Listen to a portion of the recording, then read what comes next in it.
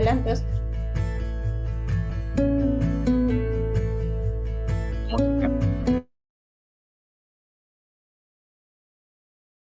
Muy buenos días.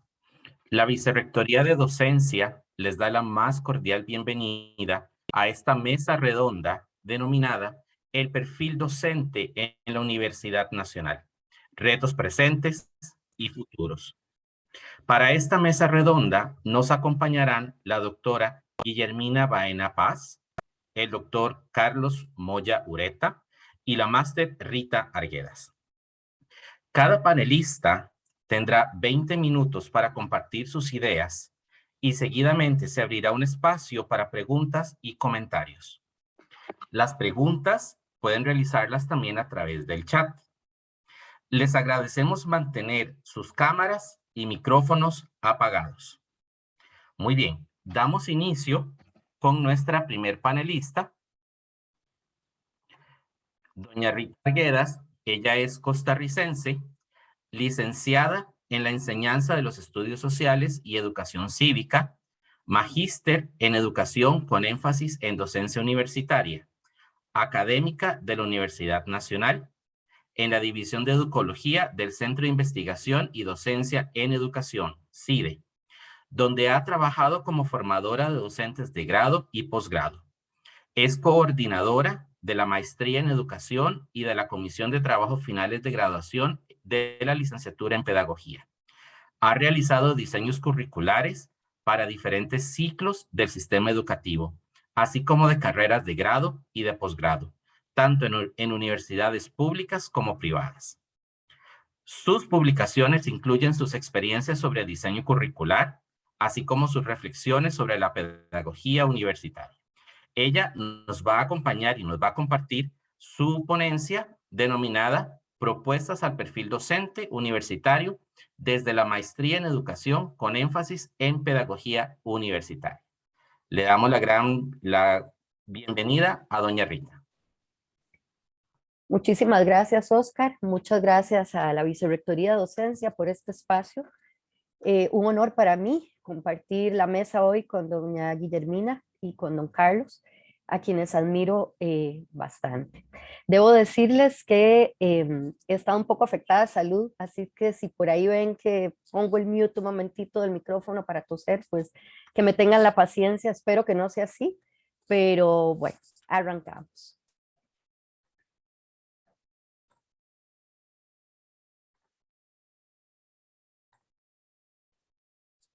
Muy bien. En el marco de la invitación de hoy, yo quiero pues comentarles que mi presentación el día de hoy tiene que ver directamente con comentarles cómo fue o de qué manera surge el perfil docente universitario de la maestría en educación con énfasis en pedagogía universitaria. Obviamente no vamos a, o no me voy a detener en aspectos medulares del diseño curricular, sino un poquito es contarles esa reflexión y esos primeros esbozos en términos del pensamiento prospectivo que tuvimos en aquel entonces. Para el año, y permítame contextualizarlos, para el año 2015-2016 se inicia en la División de Educología y muy particular en el seno de la maestría, un proceso de análisis, de pensamiento, a razón de la necesidad de diseñar un nuevo plan de estudios, no solo a la luz de los cambios que se venían gestando a nivel cultural, social, económico, tecnológico, digital, sino también con la oportunidad de ofrecerle a la comunidad universitaria el profesionalizarse en pedagogía universitaria y contribuir al mejoramiento de los procesos de enseñanza y aprendizaje en la educación superior. De esta manera, hemos de decir que ahí lo que nos surgió fue la necesidad de responder con rigurosidad, pertinencia y excelencia a la formación de profesionales críticos y transformadores en educación y muy en particular en el contexto de la educación superior.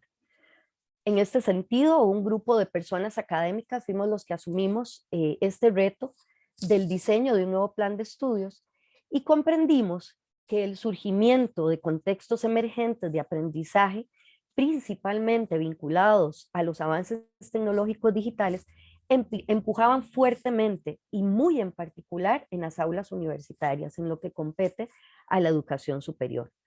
La pedagogía como ciencia en su carácter praxeológico marcó el inicio de esta nueva propuesta, sustentada en un nuevo paradigma que sería contestatario a los requerimientos que se venían dando en términos de formación y profesionalización docente universitaria. Valga decir aquí que las autoridades universitarias en aquel entonces además habían establecido que para trabajar en la universidad mínimamente debíamos tener el título de maestría. Por lo tanto, también venía a ser una oportunidad para aquellos compañeros y compañeras académicas que requirieran de este título.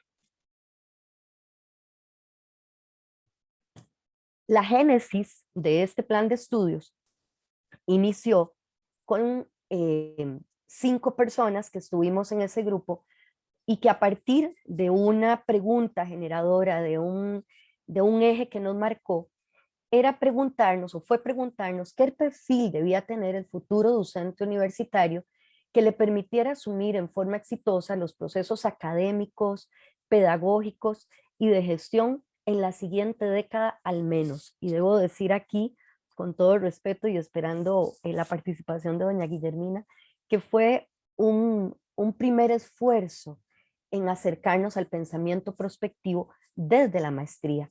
Ya no pensar en el quinquenio, sino pensar en una década, al menos en términos del plan de estudios.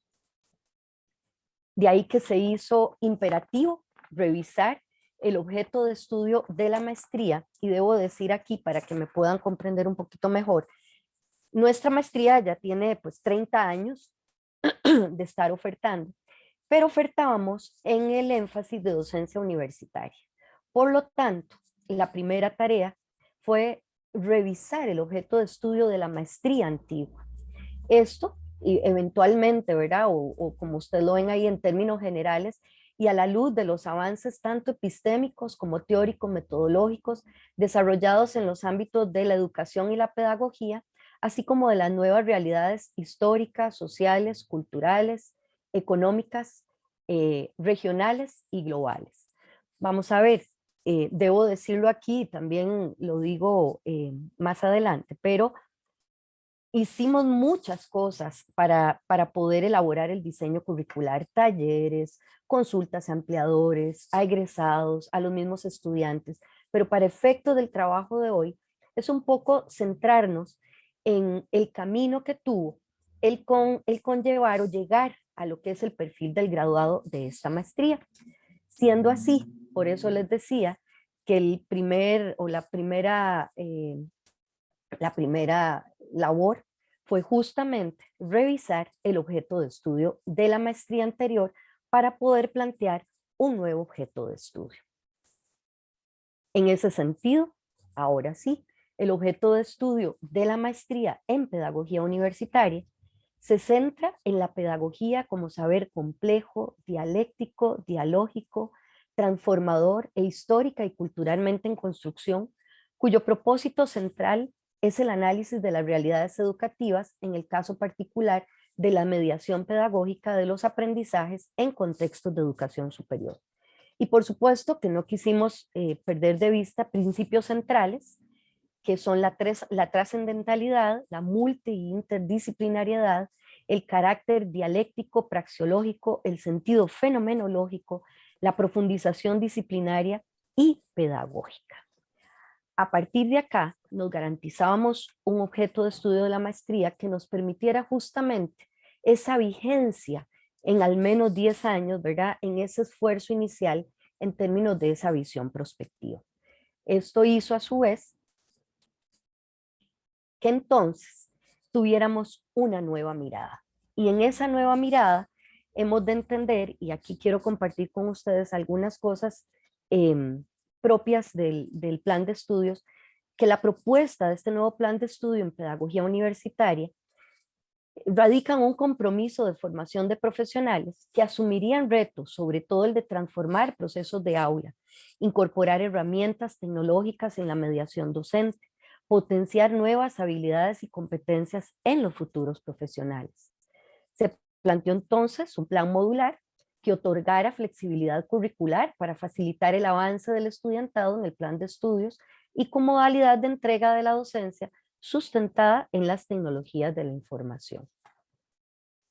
La contextualización del proceso de formación que garantizara a lo largo del plan de estudios una vinculación estrecha con la praxis docente universitaria en diferentes espacios laborales.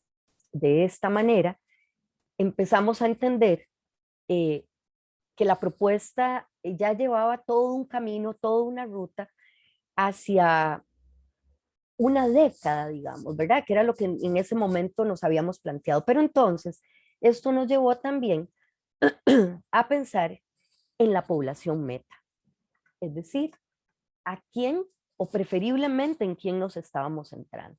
En este sentido, debo decirles que una población meta, la primera, compuesta fundamentalmente por profesionales con formación inicial en educación o en otros ámbitos disciplinarios, vinculados al quehacer universitario como docentes o gestores académicos que requirieran y aspiraran a fortalecer sus capacidades, habilidades y destrezas, así como los conocimientos teórico-prácticos para hacer frente a las nuevas demandas estudiantiles y a los contextos sociales, culturales y educativos emergentes. La siguiente población meta, compuesta por profesionales con vasta experiencia en el ejercicio de la docencia universitaria, que necesitaran fortalecer los conocimientos teóricos y prácticos para hacer frente a las nuevas demandas estudiantiles y a los contextos sociales y culturales educativos emergentes. Es decir, pensábamos en aquel entonces y en este grupo de compañeros que nos dimos a la tarea de la elaboración de este plan de estudios, de pensar qué necesitaba la universidad, qué tipo de perfil necesitaba la universidad para poder, para poder enfrentar los procesos de enseñanza y aprendizaje y de gestión en los próximos 10 años. Entonces pensamos obviamente en aquella persona que venía siendo contratada con su título recién sacado del horno. Y bueno, y dijimos, ¿qué cosas necesitan estos muchachos también en términos de formarse, profesionalizarse en pedagogía universitaria? Y de igual manera, por supuesto, pensamos en la población, en compañeros y compañeras universitarios que ya tenían vasta experiencia, años de experiencia de trabajar en la universidad y que bueno, que también iban viendo esa necesidad de remozarse, de irse transformando para hacer frente a las nuevas demandas estudiantiles. Así entonces es como surge la propuesta del perfil del graduado.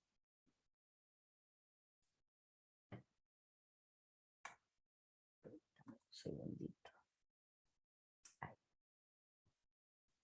De esta manera, pues nosotros habíamos tomado la decisión de trabajar a partir de competencias bajo los 4 pilares de la educación, con el conocer, hacer, vivir y ser.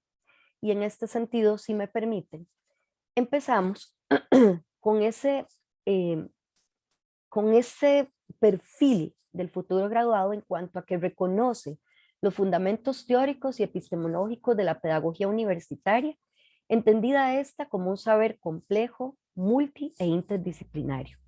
Por tanto, aplica los fundamentos teóricos y epistemológicos de la pedagogía universitaria en los contextos donde desarrolla su praxis. Y ya desde el punto de vista personal, pues construye y fortalece su identidad profesional a partir del dominio de los fundamentos teóricos y epistemológicos de la pedagogía universitaria. Comprende la complejidad de los procesos de mediación pedagógica universitaria desde diferentes perspectivas, inter, multi y transdisciplinarias. Entonces desarrolla estrategias de mediación pedagógica universitaria innovadoras, contextualizadas y transformadoras. Y en su ser personal, pues asume la transformación de la praxis universitaria como reto pedagógico. Interpreta la realidad pedagógica universitaria a partir de procesos de investigación que le permiten transformarla y por tanto desarrolla procesos de investigación desde la reflexión, la crítica y sistematización de su propia praxis. Transforma su praxis universitaria a partir de la autocrítica y autorreflexión emanada de procesos investigativos que le permiten la toma de decisiones en favor de la pedagogía universitaria. En ese caso también, pues comprende la relevancia de la mediación pedagógica, tecnológico-pedagógica en el contexto universitario actual. Problematiza sobre experiencias tecnológico-pedagógicas y propone estrategias de mediación apropiadas para espacios de aprendizaje universitarios emergentes. Incorpora a su práctica docente universitaria entonces herramientas tecnológico-pedagógicas en forma crítica y contextualizada. Analiza el quehacer universitario desde el entorno de las políticas y gestión curricular. Entonces, interviene en forma crítica en los procesos de planificación y gestión curricular a partir de la propuesta y aplicación de herramientas que faciliten dichos procesos. En este sentido, pues es crítico en relación a la planificación y gestión curricular y asume desde su quehacer académico la responsabilidad de mejorarlas. Finalmente, reconoce la importancia del actuar ético e inclusivo en el quehacer docente universitario. Practica entonces la ética en su ejercicio profesional universitario y como ciudadano, y entonces asume la ética y la inclusión como eje fundamental de su práctica profesional y forma de vida. Debo decir aquí que también no podemos perder de vista que un perfil del graduado, en este caso del plan de estudios de la maestría en educación, con énfasis en pedagogía universitaria, no puede estar distante del modelo pedagógico de la universidad y que también entonces lo tenemos que visualizar en todo este perfil. Ahora bien, desde ese perfil, he de decir que al día de hoy sigue vigente. ¿Cosas por ajustar, cosas por hacer? Sí, por supuesto que sí. Pero también debo decirles que hemos pasado, todos, ¿verdad? Pero en este caso este plan de estudios ha pasado por el tamiz de la pandemia, por 2 años o por 2 periodos post-pandémicos, y el plan de estudios ha seguido, se ha seguido desarrollando y ha seguido graduando. Em, lo pensábamos la otra vez en una tertulia que tuvimos con los mismos compañeros con este plan de estudio, decíamos que no es una bolita mágica, pero que el esfuerzo que hicimos por pensar de alguna manera en aquel año 2015, 2016, de manera prospectiva, nos hizo poder enfrentar la pandemia de manera no solamente exitosa, sino que el plan de estudio como tal estaba preparado para hacerlo.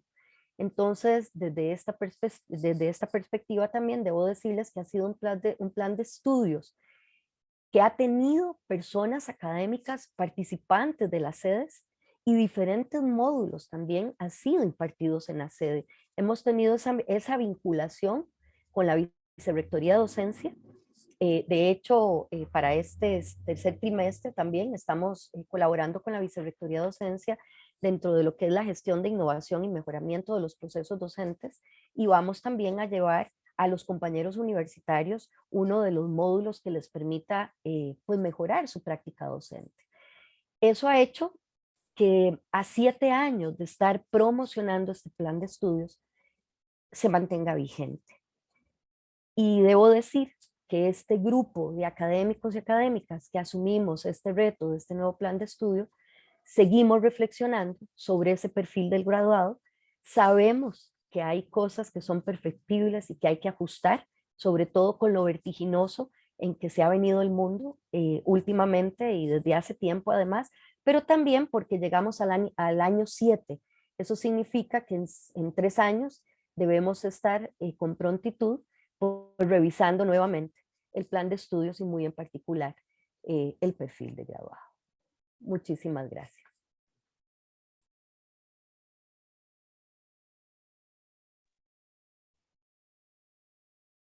Muy bien. El siguiente ponente es don Carlos Moya Ureta.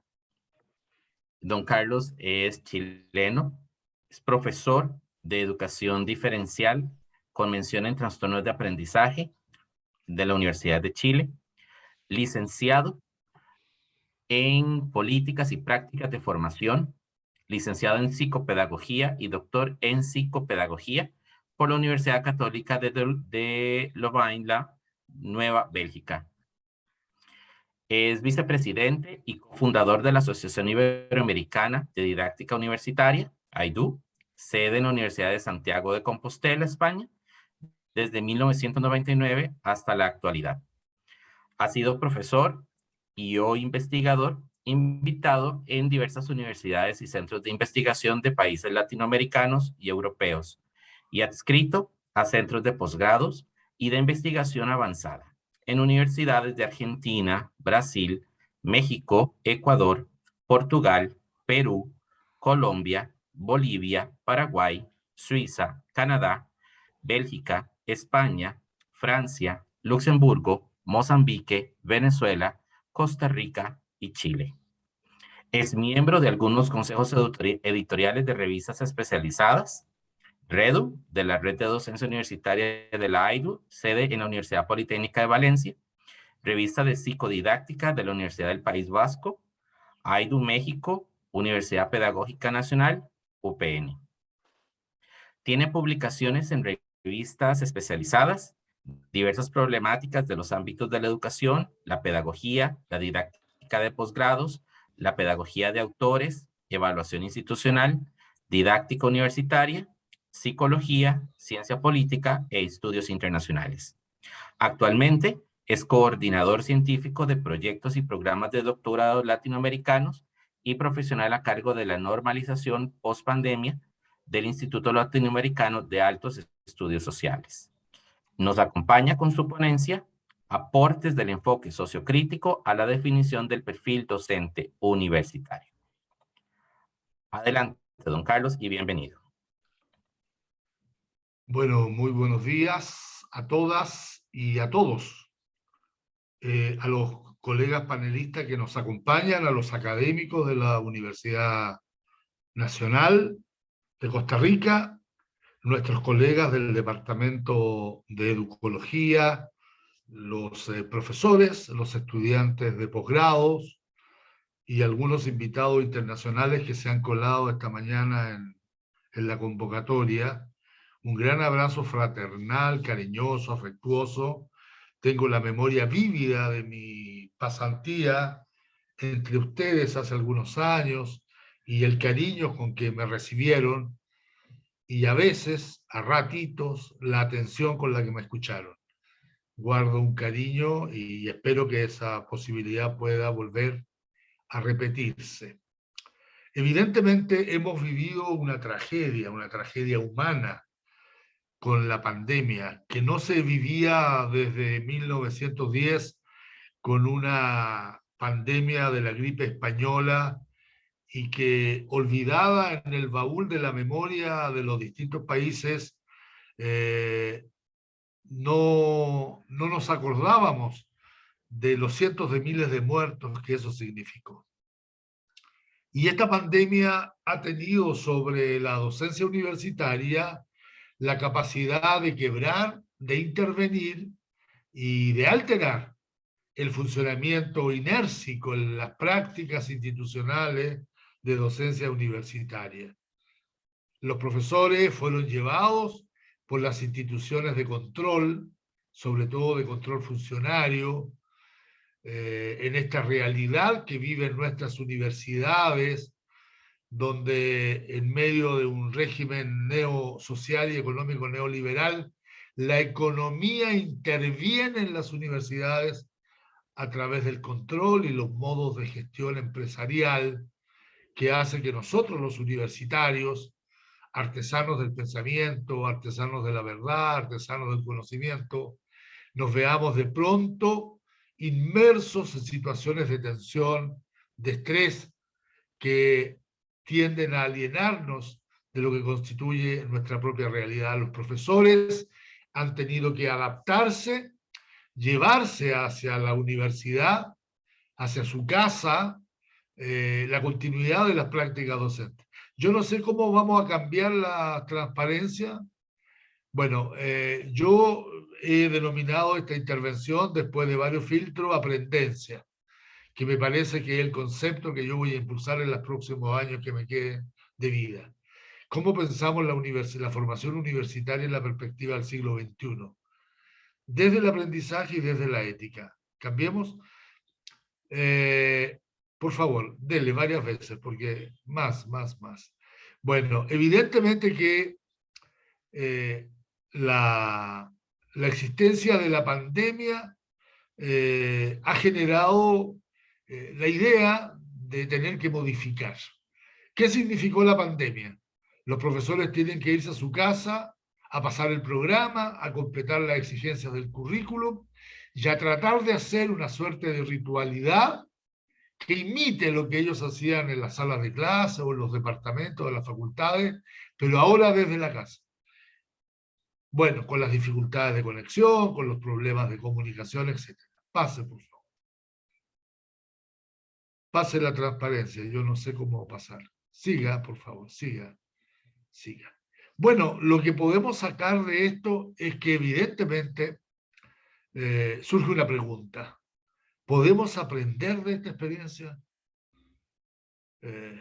Porque lo que hemos hecho desde las casas es intentar reproducir las viejas prácticas, las viejas manías y los viejos hábitos que algunos profesores acostumbran a realizar en la sala de clase, donde no tienen mayor exigencia científica ni pedagógica.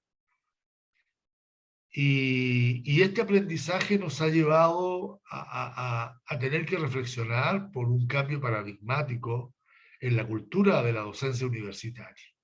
Y un poco a esa discusión en la que yo quisiera contribuir, he estado invitado por 7 u 8 universidades de Brasil, México, España, etcétera, a hablar sobre las perspectivas de cambio y de transformación de la docencia, bueno, algunos más ambiciosos en la perspectiva del siglo XXI. Nosotros tenemos una práctica pedagógica que es decimonónica, está predeterminada por la escolástica medieval, ¿no? Y que desde los años 50 del siglo pasado, desde 1950 en adelante, está dominada por las tendencias curriculares, cambie por favor, por las tendencias curriculares norteamericanas, ¿no? Esta práctica que en los años 60 se difunde por América Latina y hace que nosotros pongamos en el centro de la actividad docente las tareas del currículo. Claro, el currículo es el que permite a los gobiernos universitarios, a los gobiernos educacionales, organizar secuencias de formación, planes de formación, planes de programa, y pareciera ser que la formación profesional, bueno, la formación escolar primero, la formación secundaria y la formación universitaria, obedecen a la continuidad y seguimiento de esa ritualidad y de esos itinerarios que están marcados por los programas. El centro está evidentemente en el diseño curricular, en la gestión curricular, en la planificación curricular. Y luego hay una transferencia al trabajo pedagógico, al trabajo de las escuelas, de las universidades y al trabajo de las aulas. Y para nosotros pareciera que ser pedagogos universitarios es saber leer y seguir el manual de instrucciones que los diseños curriculares nos entregan. Fíjense ustedes que la pandemia demostró lo inútil, lo corrupto en el sentido de la disolución técnico, profesional y moral de las propuestas curriculares. Los profesores desde las casas tenían que pasar los contenidos de los programas y teníamos que simular que no habían alteraciones en el modo como íbamos pasando los programas en las salas de clase, en los cursos regulares. Bueno, una fiebre cruzó, yo acabo de estar en México en un congreso internacional hablando de estas mismas cosas, y había decenas de colegas de distintas universidades importantes de América Latina que hablaban de la llegada de la pedagogía híbrida. Algo así como el triunfo del teletrabajo o de la teleformación, de la formación a distancia. No me voy a referir a eso ahora porque apenas tengo algunos minutos, pero lo que quiero señalar es que hay evidentemente una suerte de animismo, de pensamiento mítico, de adoración al instrumento mediador tecnológico que se supone debiera cumplir una labor mucho más eficiente en la interacción entre docente y discente, entre profesor y estudiante, en situación de formación. Y lo que nosotros tenemos es que efectivamente disponemos de un mapa que está prescrito antes del inicio de la formación y que tiene que ver con estas propuestas curriculares. Entonces,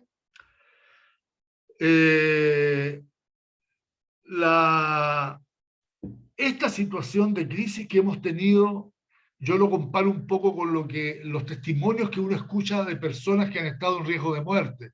Alguien que se estaba ahogando en el mar, alguien que tuvo un accidente automovilístico, o alguien que tuvo una enfermedad severa, y que salvó, que sobrevivió. Algunos tienen un recogimiento místico y dicen, bueno, yo veo la vida de otra manera. Yo he tenido la posibilidad de conversar con cientos de profesores universitarios que me dicen, bueno, después de la pandemia y de esta experiencia, de tener que pelear el computador con mis hijos, que también tienen clase a distancia, para poder atender a mis alumnos, o que mis alumnos me manden mensajes y me hagan preguntas a las 11 de la noche. Bueno, ha sido verdaderamente una situación límite. Entonces, tenemos necesidad de decir, bueno, ¿cómo modificamos las prácticas de formación? Primero. Segundo, ¿en qué sentido las modificamos? ¿A partir de qué elementos epistemológicos, metodológicos? ¿Qué componentes éticos pueden sustentar una transformación de las prácticas de formación?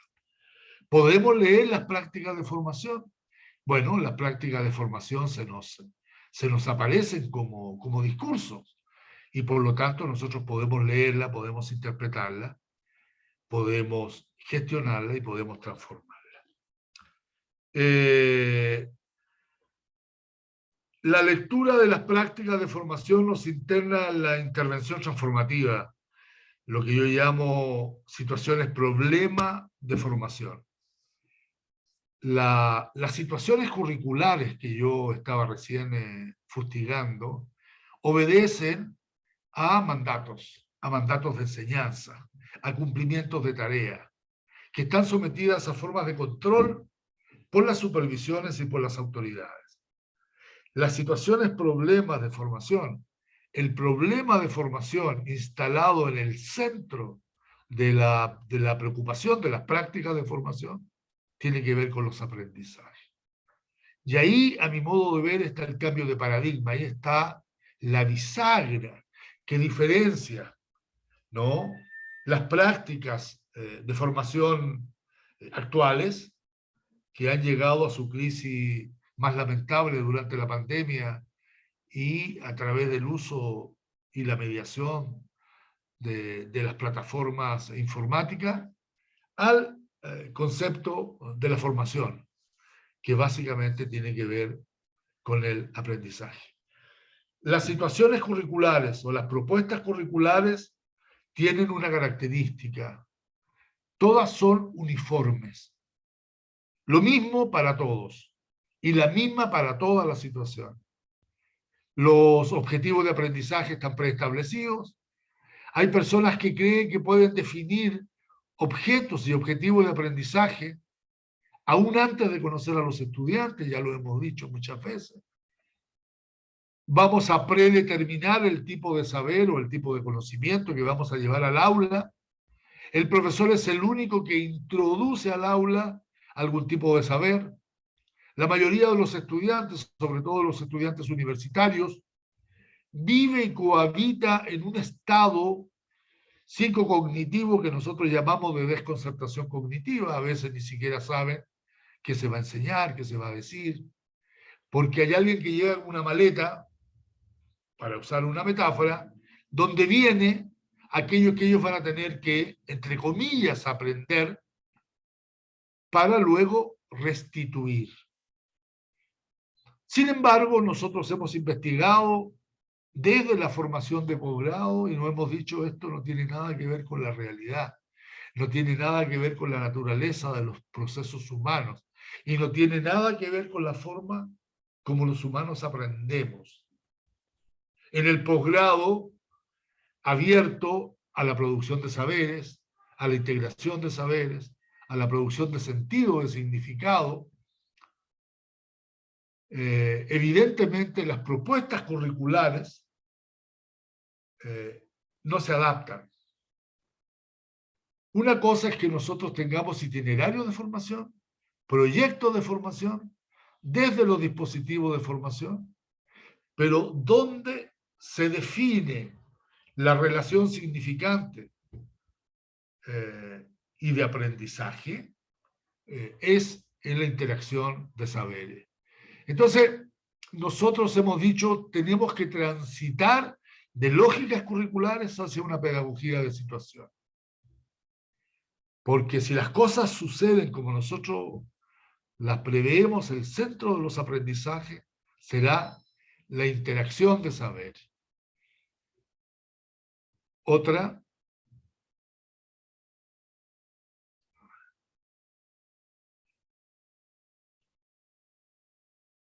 Entonces, otra más, por favor. Entonces nosotros decimos que mientras en la lógica curricular los saberes que son objeto de la interacción didáctica se validan fuera de la interacción, exógenamente, fuera de la sala de clase o fuera de la propia universidad, la pedagogía de situaciones en torno a proyectos de formación y a lógicas de aprendizaje se validan endógenamente.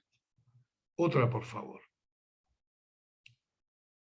Ustedes van a poder ver luego esta presentación que tiene una secuencia lógica de estas ideas, pero que evidentemente 20 minutos a mí no me permite presentarla entera.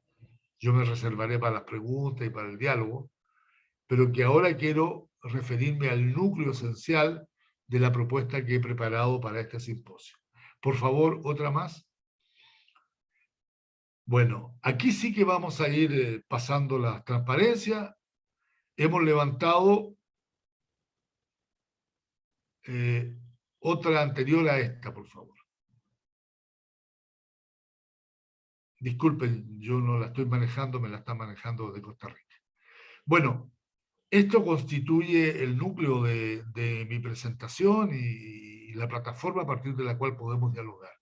Nuestra nueva hipótesis de formación, que no es nueva porque ya llevamos 30 años sosteniéndola y defendiéndola en todos lados, aplicándola, investigándola, la hemos podido aplicar ya no como hipótesis, sino casi como axioma en los programas de posgrado, de formación de maestría y de doctorado que hemos tenido ocasión de organizar por distintas partes. Pero nuestra hipótesis de formación, ¿no?, está entonces en esto que llamamos la pedagogía de situaciones. Y eso significa que una situación de formación, ya la vamos a definir, es un ámbito, es un deslinde, es un lugar donde intervienen tres tipos de saberes. Los saberes que aporta el docente, los saberes de los sujetos de la formación y los saberes que se van a producir. Tenemos un artículo por ahí que le vamos a pedir a los colegas de educología que lo puedan difundir, que se llama Aprender es significar. A diferencia de la lógica curricular que dice que aprender es restituir contenido, restituir las lecciones magistrales. Y entonces en una situación de formación, no es el docente a través de este mapa, de esta instrucción, de este manual de uso que le aporta el currículum, el único que lleva saberes a la situación de formación. Nosotros hemos conocido durante los años 80 y años 90 el boom del constructivismo. Yo he tenido ocasión de estar en seminarios con cientos de profesores y les he preguntado quiénes de ellos se sienten constructivistas y quiero decir que casi todos levantan la mano. Es decir, casi todos creen en un mito que es posible organizar interacciones pedagógicas, interacciones didácticas, aprovechándose, basándose en los conocimientos previos que se supone los estudiantes o los aprendientes tienen al momento de participar en una situación pedagógica.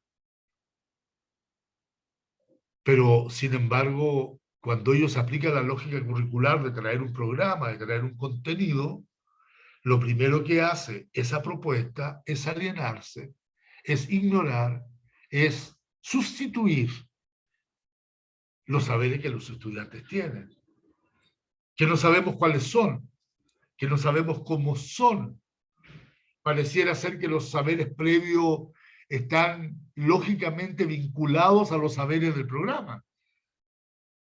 Pero los saberes son sentidos y significados, el modo como las personas nos relacionamos con el mundo, con los otros y con nosotros mismos. Entonces, hablamos de constructivismo, pero ignoramos, le damos la espalda a los conocimientos previos. Bueno, hay charada que no voy a repetir. Pero nosotros hemos logrado establecer que nadie aprende al margen de uno mismo. Y el que aprende no es el docente. Ahora lo consideramos una tragedia. Y después probablemente varias generaciones que lo superen se van a reír. Pero ahora los profesores se nos obliga, por las medidas de control funcionario, a tener que determinar cuáles son los objetivos de aprendizaje. Nosotros determinar objetivos de aprendizaje, si el que aprende no somos nosotros. El que aprende es el sujeto de la formación. Lo que nosotros tenemos que tener son herramientas, metodologías, enfoque, capaces de leer si esos aprendizajes efectivamente existen.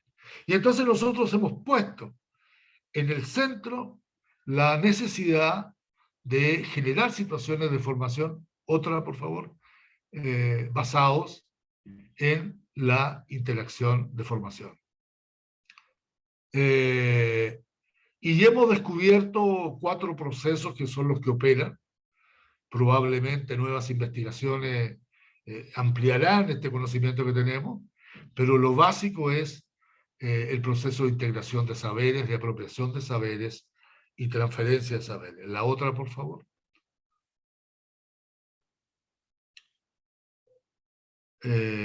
Otra más, por favor. Bueno, voy a definir la situación de formación y ahí voy a quedar. Estoy en la mitad de mi exposición. Digo que la situación de formación es vista desde la perspectiva del sujeto, concibe el formarse como parte de la historia de cada cual, unida e implicada a la historia de los otros. Es en esa historia común que el sujeto inscribirá sus nuevos aprendizajes. La historia de nuestra vida es el lugar donde se inscribe nuestra formación desde el nacimiento hasta la muerte. La formación es el modo como, desde mi nacimiento hasta la muerte, aprendo. Y entonces ese camino, ese encaminamiento nos puede llevar hacia la autonomía. Bueno, quedo aquí y veremos luego si podemos completar la propuesta.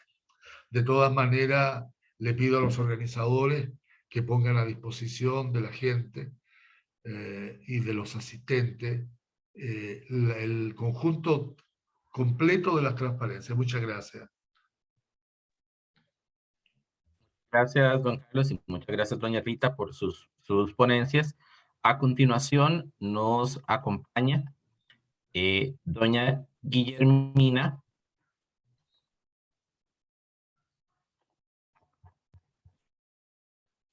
La doctora Guillermina María Eugenia Baena Paz. Ella es mexicana, licenciada en Ciencias de la Información, maestra en Administración Pública y doctora en Estudios Latinoamericanos, vicepresidente regional de la World Futures Studies Federation, miembro de Teach the Future México, y desde 1968 fue profesora de la UNAM y diversas instituciones educativas. Ha publicado más de 50 libros impresos y digitales. Coordina el Seminario de Estudios Prospectivos UNAM desde el 2003. Ha dado cursos especiales y elaborado estudios prospectivos para diferentes instituciones y países. Dirigió la revista IAPEM del Instituto de Administración Pública del Estado de México. La WFSF le otorgó el reconocimiento como Mujer Futurista Sobresaliente del 2016. La UNAM le entregó el premio Sor Juana Inés de la Cruz. El Centro de Estudios Prospectivos en Mendoza, Argentina, le hizo un homenaje por su contribución al desarrollo de la prospectiva mundial. Obtuvo un reconocimiento del jefe de gobierno de la Ciudad de México por su metodología con visión prospectiva en la construcción de políticas públicas para la infancia. Tuvo un reconocimiento al mérito universitario por sus 50 años de labor académica, otorgado por la UNAM. Fue chair de la 23ª Conference of the World Future Study Federation, Ciudad de México, en septiembre de 2019. En 2021 y 2022 ha impartido cursos al CONARE, Sistema de Universidades Públicas de Costa Rica, y durante la pandemia apoyó con eventos, cursos de apoyo emocional y un texto sobre el futuro del futuro. Nos acompaña hoy día con la ponencia Perfil Docente Universitario para el Futuro. Adelante, doña Guillermina.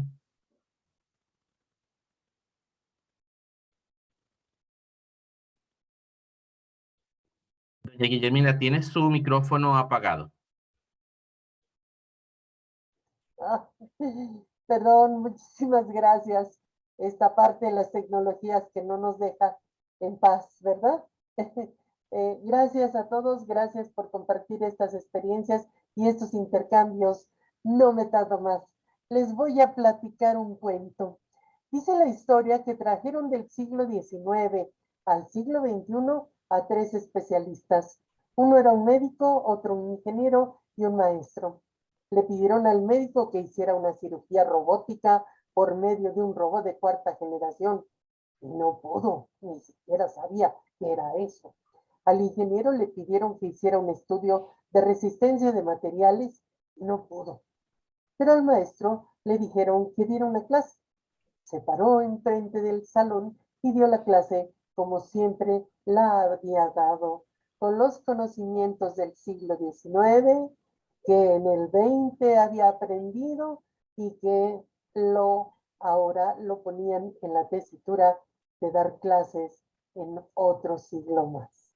Pero se encontró con que este era su salón de clases y estos eran sus alumnos. ¿Sí? Verdaderamente complicado y difícil. Algo había pasado. Entonces, la pregunta ahora sería, ¿vamos a seguir siendo un profesor tradicional o nos vamos a volver un neoprofesor?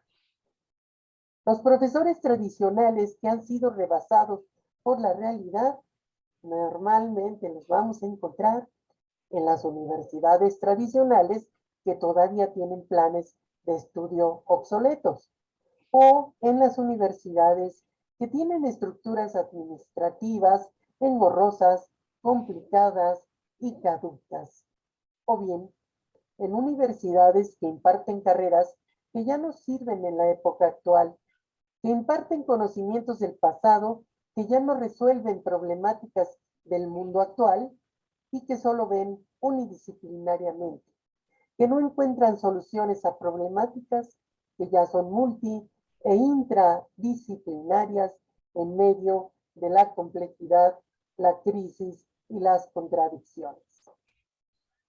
Veamos cada uno de nosotros a qué se parece. ¿Seremos el profesor avestruz, que cerramos los ojos y cuando menos nos damos cuenta ya somos parte de una historia que ya no volverá? ¿Qué pasará con nosotros? ¿O somos bomberos? Nos dedicamos a apagar incendios y no tenemos tiempo de prevenirlos. Damos igual las clases que siempre, aun cuando haya cambios profundos en los conocimientos. Atendemos urgencias, no problemáticas. Tal vez seamos vendedores de seguros por si acaso. Por si las dudas, tomamos cursos de Zoom y otras plataformas. Y tal vez sigamos con las clases virtuales. Hay ahora las híbridas, pero ¿cómo vamos a hacerlas? ¿O somos profesores proactivos? Sabemos que necesitamos un cambio de actitud, una renovación de nosotros mismos para saber qué haremos de nuestra carrera docente de ahora en adelante. Ahora en adelante. Porque ahora en adelante las cosas han cambiado profundamente. La pandemia nos vino a demostrar que un microscópico organismo era capaz de parar todo el planeta y de quitarnos aquella soberbia que teníamos como entes únicos del universo. Requerimos entonces una visión de largo plazo y un profundo deseo de seguir adelante hacia un futuro mejor para ti y para tus alumnos. El análisis de la empresa Didialog dice, si bien muchas escuelas han reabierto sus puertas, la crisis educativa no ha terminado para los más de 170 millones de estudiantes que vivieron uno de los cierres de escuelas más prolongados del mundo. A pesar de los esfuerzos significativos de los países, no todos han regresado a las aulas y millones de ellos han perdido tanto en términos de aprendizaje que ahora están en riesgo de abandonar sus estudios y lo están haciendo. Tenemos una evaluación que no se ha hecho con respecto a todos los que han dejado de los estudios ya. Los graves impactos educativos derivados de la COVID-19 demandan acciones urgentes, coordinadas y a escala para rescatar el presente y el futuro de las niñas, niños y jóvenes de la región. Y claro, coincidimos que ya no hay pasos atrás. Ya no podemos regresar al pasado ni a la llamada normalidad que pensamos que vivíamos. Tal vez la normalidad era nuestro problema. Era una rutina ralentizada, lentificada. Y si la realidad va más rápido, es que no hemos corrido lo suficiente. Resulta que en el aquí y en el ahora está la construcción del futuro inminente que ya no podemos soslayar. De lo contrario, las consecuencias van a ser muy difíciles de superar y nos van a llevar mucho tiempo, esfuerzo y situaciones difíciles. Se trata entonces de ver más allá de donde ven los ojos, atrás, aquí profundo y un futuro incierto, el pasado, el presente y el futuro. Tenemos que entender que lo que averiguamos ahora ya no son los qués, sino los porqués de los hechos. Se trata ahora de aprender a plantear problemas con pensamiento crítico. Debemos entendernos y explicar esos porqués o para qué es el tema, que tiene que ver con la forma en que tomamos las decisiones y la manera en que las ejecutamos. Tiene que ver con la manera en que leemos los hechos. Tenemos que aprender a leer débiles señales y descubrir en las tendencias lo que pueden ser eventos portadores de futuro. Por lo tanto, problematizar, no resolver ejercicios. Qué rápido se dice, pero qué verdad tan profunda está para la docencia, que enseñar a problematizar, no a resolver ejercicios. Caminando en la incertidumbre. Estimadas instituciones educativas, podrían responder las siguientes preguntas y ponerles incluso la fecha en que va a ocurrir. ¿Cuál será el entorno donde se desarrollará la educación? ¿Quiénes serán los actores del proceso educativo? ¿Qué instituciones educativas habrá o ya no habrá?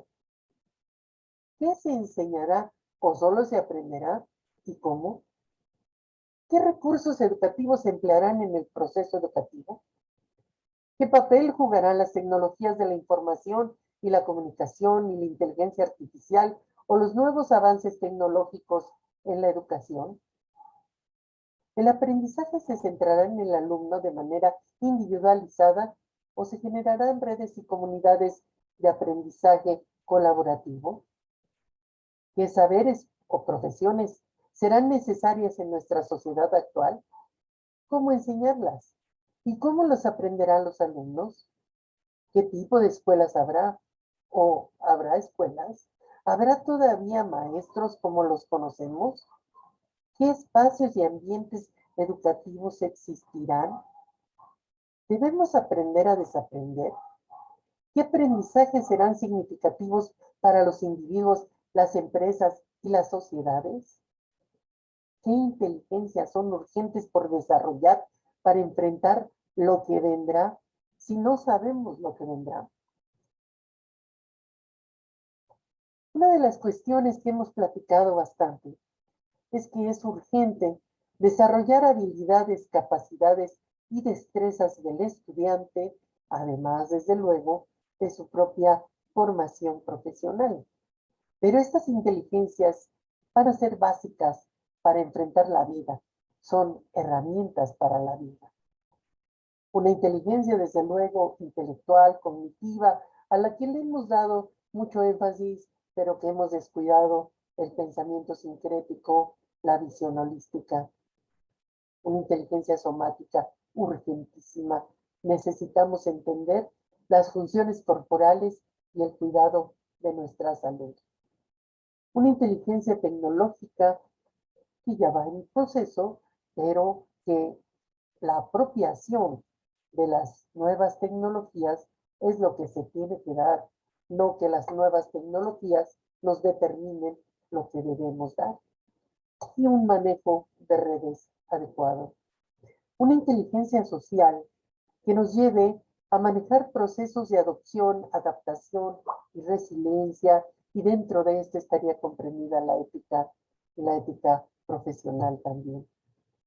Desde luego, la inteligencia emocional, con la cual podamos obtener una seguridad humana para enfrentar todos los eventos inesperados que pudieran darse. La inteligencia creativa, clave, con mi imaginación que profundice en el arte, en la cultura y en la visión heurística del descubrimiento. Y la inteligencia anticipatoria que maneje una planeación prospectiva estratégica, anticipar, no sufrir anticipadamente, qué es lo que pasa cuando empezamos a planear. No es el sufrimiento anticipado, es la planeación anticipada que nos permita enfrentar esos elementos. A lo mejor la filosofía de un modelo educativo la podemos reducir a 3 grandes elementos. Enseñar a pensar, desde luego más rápido que la inteligencia artificial. Enseñar a sentir, cuerpo y alma. Enseñar a vivir. La felicidad como camino y como meta, y no para qué. La educación superior en el futuro empieza a dibujar algunos elementos claves. Desde luego, esta situación de las nuevas tecnologías como motor de cambio, una educación continua, una integración necesaria y coherente de los distintos niveles educativos, que parece que los hemos dejado abandonados en algunos países. El mío ha dejado abandonados y separados los primeros estudios con los del medio y con los superiores.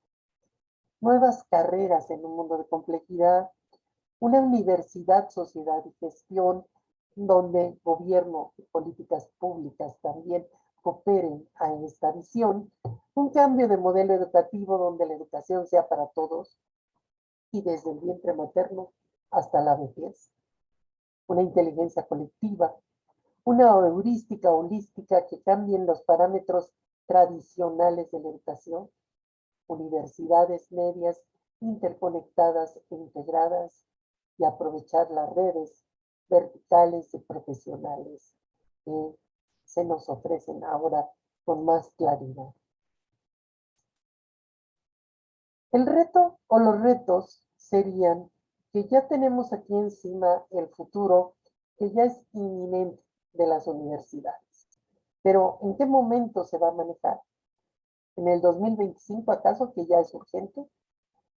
¿En el 2030, que es una fecha de corte significativo? Si no, pregúntele a la ONU por las OCS. ¿Al 2040, una generación después? ¿O al 2050, cuando pensemos que ya el planeta se tiene que haber salvado? Algunos elementos son los siguientes. Necesariamente tenemos que ir hacia allá. Una formación para la globalización. No habrá edad para el ingreso. Podrán entrar muy jóvenes si muestran su capacidad o muy viejos si tienen interés. ¿Por qué coartar esta capacidad y esta necesidad? El estudiante podrá vivir en cualquier parte del mundo y estudiar desde cualquier universidad del mundo. Más que carreras, serán especializaciones en tiempos cortos con nuevas opciones curriculares que incluyan conocimientos intra, multi y transdisciplinarios. Se pondrá énfasis en una formación integral mediante el desarrollo de inteligencias múltiples, habilidades y destrezas para enfrentar la vida. Se trasladará el proceso educativo tal vez a las aulas virtuales, con la posible desaparición de las presenciales que solo se realizarían en instituciones y empresas como prácticas profesionales. La formación será dual, como disciplina especializada, sólida, teórico-conceptual, pero también generalista. La educación definitivamente será para toda la vida, desde el vientre materno a la vejez. Se privilegiará una formación con pensamiento sincrético, holístico y heurístico dirigida a la problematización, no solo a la solución de ejercicios, a través de leer en 3 niveles: lo visible, lo no visible y lo invisible. Necesariamente pasaremos de la sociedad del conocimiento a la era de la conciencia. Será necesario un énfasis en la cultura para promover la imaginación y la creatividad. El aprendizaje se verá fortalecido mediante redes profesionales, medios de comunicación e Internet. Requeriremos el desarrollo de nuevas habilidades tecnológicas de acuerdo con la velocidad de la misma tecnología. Y se insistirá en una formación profesionalizante que resuelva necesidades y demandas sentidas. Este rompecabezas para la construcción del modelo educativo para el futuro integra elementos de lo que hemos hablado. No me entretengo ahí. Lo que quiero que te reflexionemos también es en los próximos trabajos que ya se están requiriendo. Solamente como ejemplo, el Centro del Futuro del Trabajo en el 2018 está hablando que para el 29 se requieren, cuando menos, un planificador de propósito principal, un auditor de sesgo de algoritmos, ya lo está pidiendo Google, un consejero juvenil de rehabilitación de delitos cibernéticos, un jefe de diseño de personalidad de máquinas, un jefe de comportamiento empresarial, un agente de ataque cibernético, es urgente. Un pronosticador de calamidades cibernéticas, también es urgente ya. Un oficial de riesgo de máquina, un defensor de identidad virtual, también es urgente. Un diseñador de casas inteligentes, un desarrollador de vehículos voladores y un consultor de granjas verticales. La pregunta es, ¿cuántas universidades están desarrollando ya estas carreras para estos urgentes ya trabajos? ¿Qué pasa con los profesores? ¿Cuál es el futuro inminente?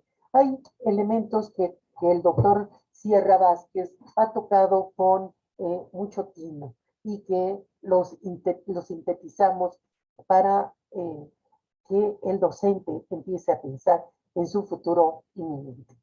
Tiene que separar la enseñanza del aprendizaje, porque el saber se va a dar a través de la enseñanza, ya que la información y el aprendizaje lo van a obtener los alumnos en el Internet.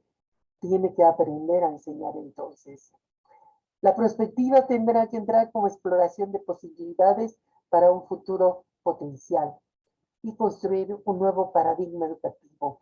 Impartir conocimientos en modos de pensar, metacognición.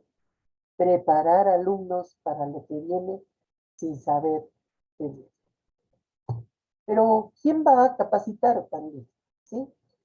No soslayemos que ya tenemos aquí encima una serie de empresas que están preparando ya a gente para diferentes carreras.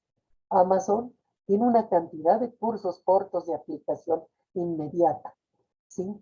Singularity University, con el financiamiento de Google, está preparando ideas, modelos creativos, imaginarios. Y Elon Musk seguro no tarda en ocurrírsele alguna otra cosa de preparación debido a todas sus empresas y su propósito de llegar a Marte. ¿Sí? No les extrañe que empiece a preparar astronautas para aterrizar en Marte junto con el millón de personas que están en él. Los docentes entonces, ¿dónde van a estar? Hay mucho por hacer. ¿Habremos hecho demasiado poco? ¿Qué sigue? ¿Hay opciones? Solo 2 reflexiones más y con esto termino, lo voy a hacer rápido. ¿Por qué? Porque estoy pensando, uno, que no hemos reflexionado suficiente en que las cosas ordinarias pueden hacer a las personas extraordinarias y que tenemos puentes que para nosotros serían, 1, la inteligencia emocional y 2, las capacidades anticipatorias, ¿sí? Que se dan en las siguientes láminas rápidas. La inteligencia emocional, reír, por lo menos sonreír, caminar, mueve tu cuerpo, estíllate. 3, sigue jugando, para un niño es el oficio, el adulto es liberación y creación. Llora, pero no más de 5 minutos. Estornuda, grita, bosteza. 5, baila, canta, pinta, practica un deporte, usa herramientas. Da 4 abrazos para sobrevivir, 8 para mantenerte, 12 para crecer como persona cada día. Los abrazos alivian el dolor, la depresión, la ansiedad, son positivos para quien toque y quien es tocado. 7. Frente a una emoción difícil, respira y cuenta hasta 10. Escribe, cuenta cuentos, haz bromas, juega con el lenguaje. Ten tiempo para hablar contigo mismo. Practica juegos de razonamiento y matemáticas. Haz rompecabezas, consulta mapas. Haz una lista de imágenes agradables y piensa en ellas cuando estés preocupado, sintiendo dolor o angustia. Ponte en los zapatos de la gente con la que tratas. Es bueno tener una mascota favorita, objeto o juguete que te haga sentir bien. Eres parte de la naturaleza. Camina descalzo en el pasto, mójate en la lluvia, deja que el viento te acaricie, baña tu cuerpo en el mar. Y por último, puedes desarrollar capacidades anticipatorias. Con estos 10 puntos, identifica tu forma de percepción del mundo, desarrolla tu capacidad de observación, problematiza y resuelve problemas. Apóyate en la información para leer lo visible, no visible, invisible. Identifica los hechos aislados como débiles señales y posibles eventos portadores de futuro. Aplica la anticipación como planeación de contingencia y de largo plazo. Identifica acciones de prevención y previsión humana y social. Elabora escenarios. Aplica la imaginación y la creatividad y construye futuros compartidos en comunidades planetarias. ¿Por qué? Porque algo que no podemos perder de vista es desarrollar la necesaria memoria y la esperanza en el futuro como docentes. Esa esperanza que es el presentimiento, que la imaginación es más real y la realidad es menos real de lo que parece. Sospecha de que la abrumadora brutalidad del hecho que nos oprime y nos reprime no es la última palabra. Es el presentimiento de que la realidad es más compleja de lo que los realistas nos quieren hacer creer, que las fronteras de lo posible no están determinadas por los límites de lo real, dice el teólogo Rubén Alves. Muchísimas gracias.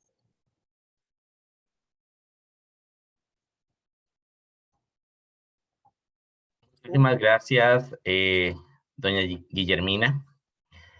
Y muy bien, creo que nos han dado muchos insumos, muchos elementos importantes, riquísimos, ¿verdad?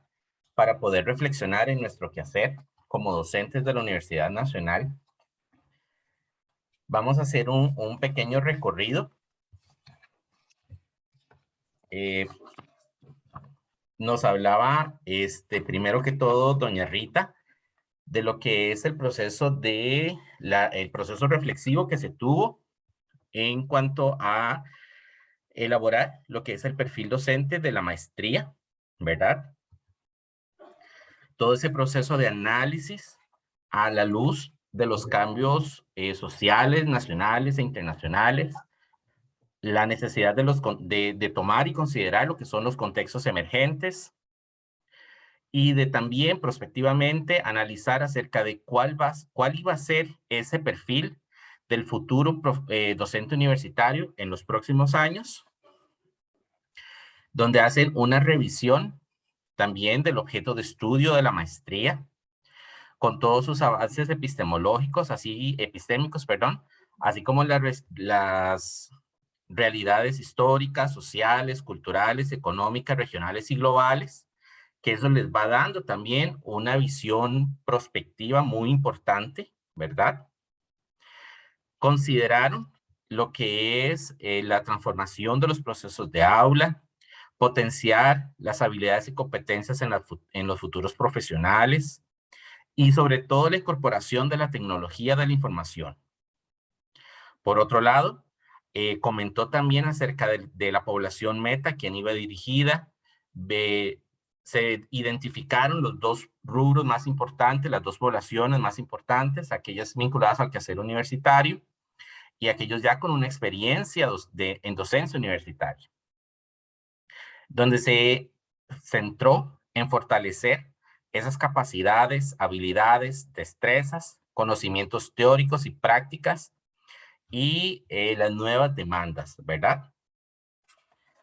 Por otro lado, nos habló sobre esa importancia de esos elementos claves, como es la autocrítica, la reflexión, la capacidad de la problematización, la capacidad de proponer, ¿verdad? Y comprender contextos, que eso es súper importante, y muy bien lo ha enlazado hacia lo que es nuestro modelo pedagógico en la UNA, ¿verdad?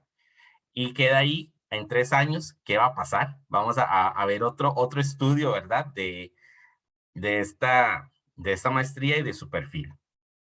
Por otro lado, don Carlos nos habla sobre la base de la aprendencia, cuáles son esos desafíos.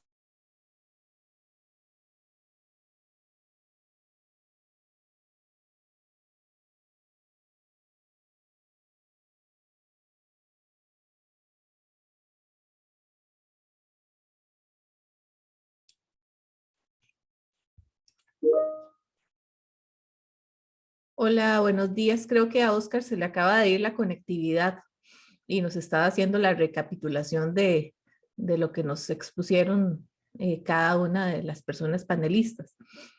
Si les parece, podríamos pasar a las preguntas mientras Oscar se vuelve a conectar. Y entonces, bueno, hay varias preguntas dentro del chat. Y podríamos empezar con una que es para las 3 personas que están aquí. Les pediríamos entonces que traten de sintetizar un poquito para que puedan los 3 participar, ¿verdad? Con su respuesta. Dice la pregunta que nos hace nuestra compañera Maura Espinosa, que desde su experiencia, ¿cómo podríamos articular esas grandes ideas que engloban a un modelo pedagógico en los procesos de formación que se desarrollan en las aulas?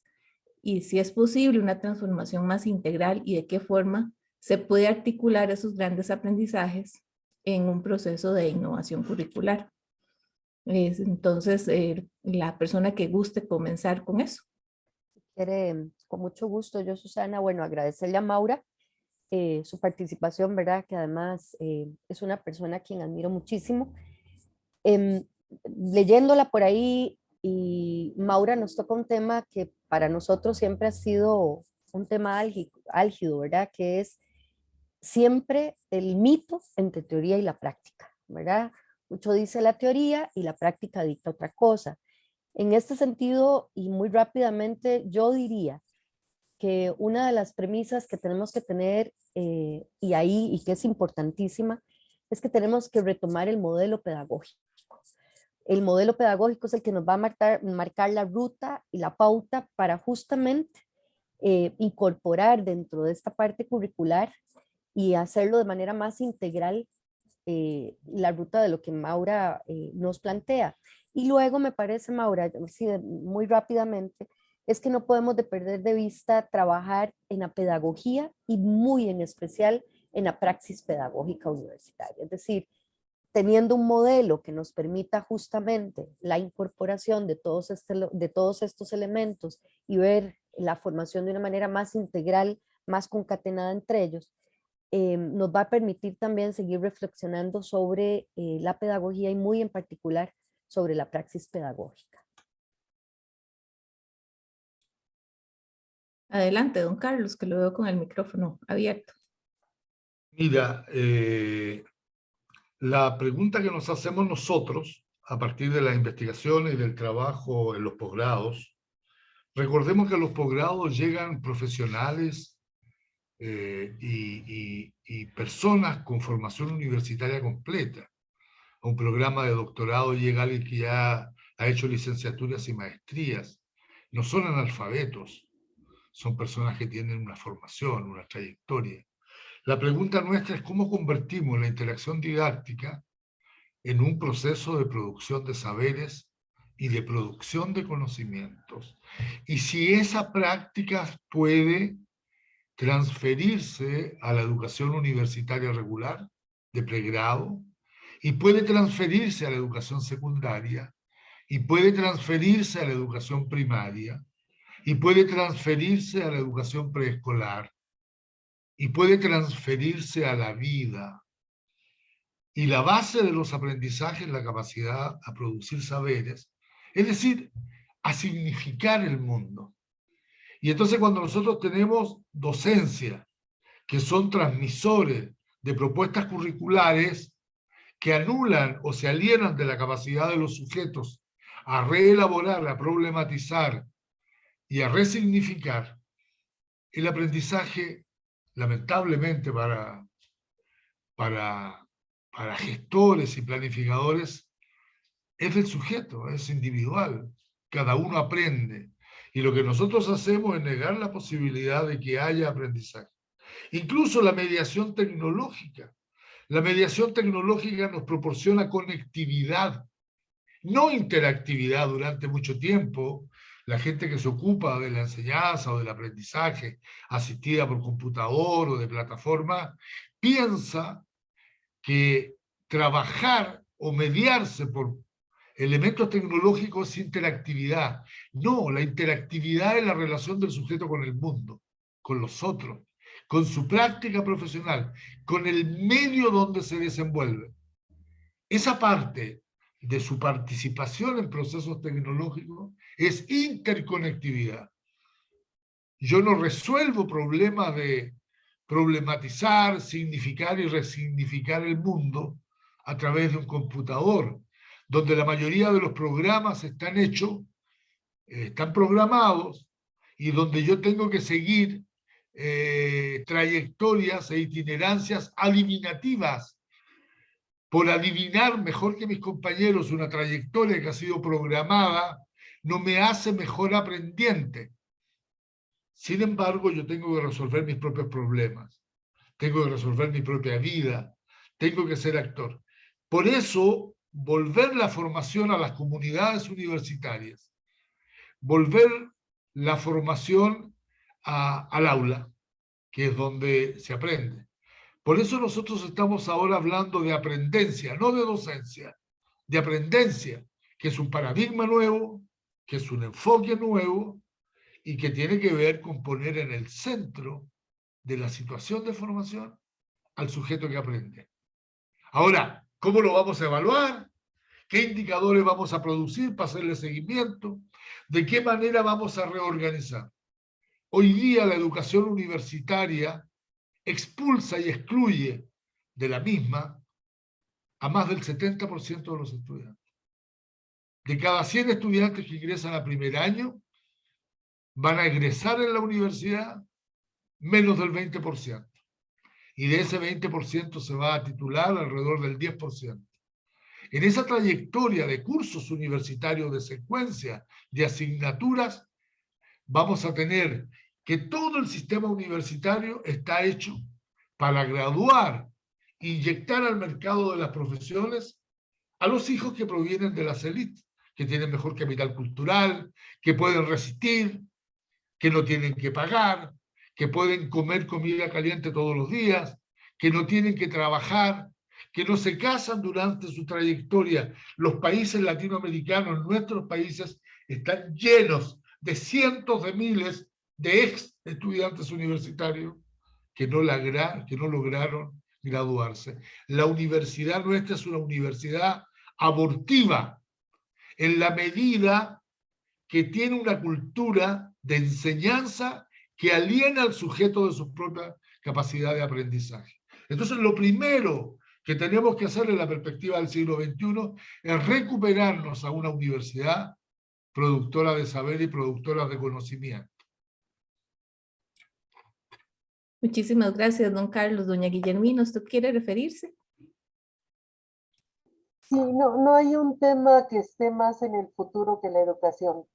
Y entonces nos está obligando una y otra vez a que estemos volteando hacia el futuro. Y parte de lo que yo decía precisamente era que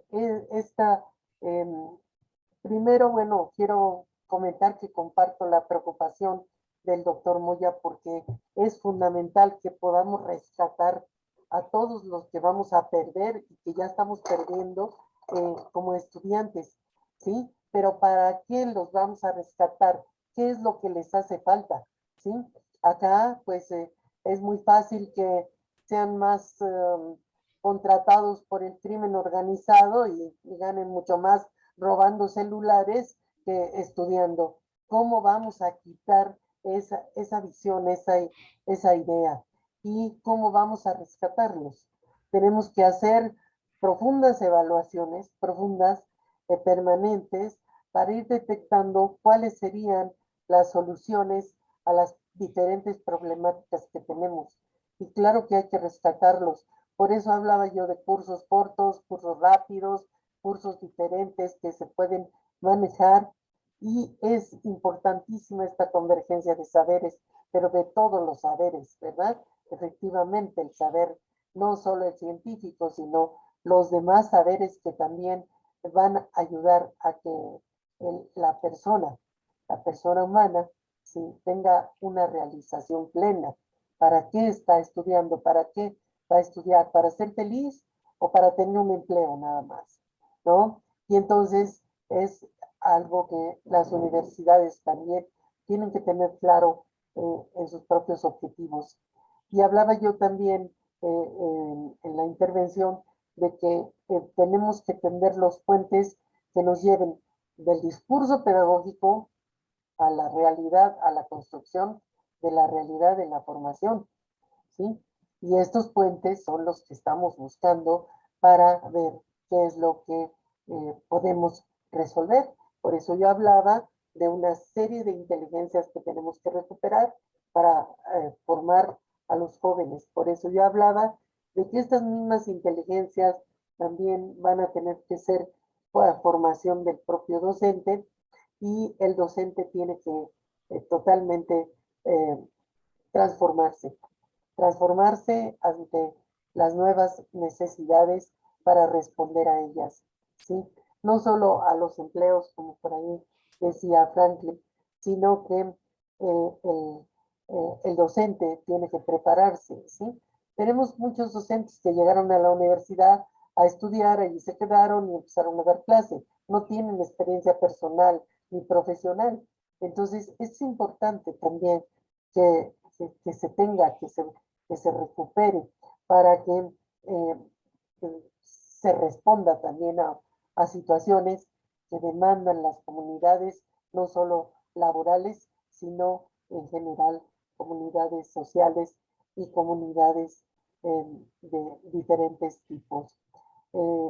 la tarea es tremendamente ardua. Ya se nos hizo tarde a las universidades, a los docentes para la tarea. Hay que empezar a hacerla por donde sea importantísimo que ya podamos tener claridad en hacia dónde vamos y cómo le vamos a hacer. Me encanta el término del doctor de aprendencia. Tenemos que modificar y también renovar los términos. Hay que ver entonces hacia dónde van las universidades, hacia dónde van a ir, a dónde está su ruta y por lo tanto, profesores y por lo tanto, alumnos. Hasta ahí lo dejo ahorita. Gracias. Muchas gracias. Tenemos otra pregunta también para los tres panelistas de parte de nuestro compañero Frankie González con respecto a, dice él, sin caer en el juego de formar para la empleabilidad, que le gustaría conocer sus perspectivas con respecto al rol de la persona docente en relación de la universidad con el mundo del trabajo.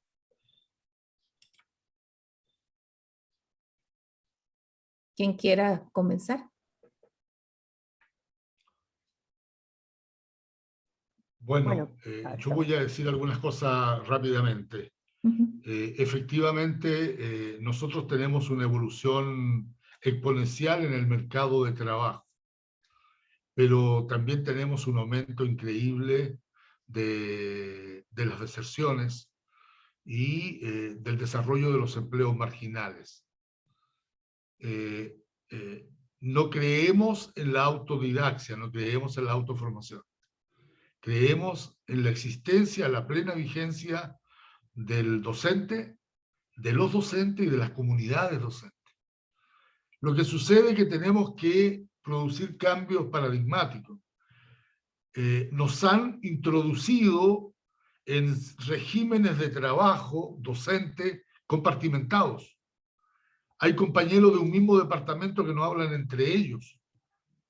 Hay profesores que desarrollan una serie de taras. Los alumnos se quejan de que hay un profesor que nos exige tanto y nos consume el tiempo que nosotros debiéramos distribuir entre todos los profesores. Hay profesores que son autoritarios y obligan a los estudiantes a un tipo de sometimiento. Pero esas taras que nosotros tenemos en todas las universidades latinoamericanas son fácilmente correctibles cuando son las comunidades académicas las que se hacen cargo. Y cuando los docentes trabajan en torno al aprendizaje y no en torno a la transmisión.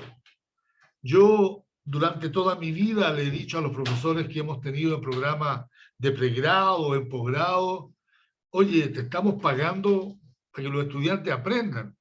No te estamos pagando para que enseñes. Si cualquiera puede seguir la ritualidad de pararse, transmitir, explicar, ser simpático, autoritario, no es eso. Queremos saber que al final del curso, yo no voy a ir a comprar un auto que me lo entreguen con 3 ruedas, que le falte una parte del motor. Yo tengo un amigo que era vicerrector, que lamentablemente falleció, vicerrector académico de la Universidad de Valladolid, médico, me dijo, hicimos una investigación en los hospitales universitarios en España, que son los más importantes. La salud pública en España está basada casi enteramente en los hospitales universitarios. Y me dijo, después del estudio llegamos a la conclusión que de los pacientes que llegan a nuestros hospitales, hay un 30 a un tercio, o más o menos un 33% de pacientes que mejoran de alguna manera. Un 83% de pacientes que quedan igual a la condición médica inicial.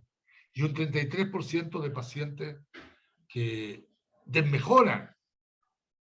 Yo he usado esa afirmación de mi compañero José María Manso para decir, bueno, en la sala de clase, cuando un profesor entra y hace una clase, ¿cuántos de los estudiantes presentes aprenden algo? ¿Cuántos quedan donde mismo y cuántos retroceden?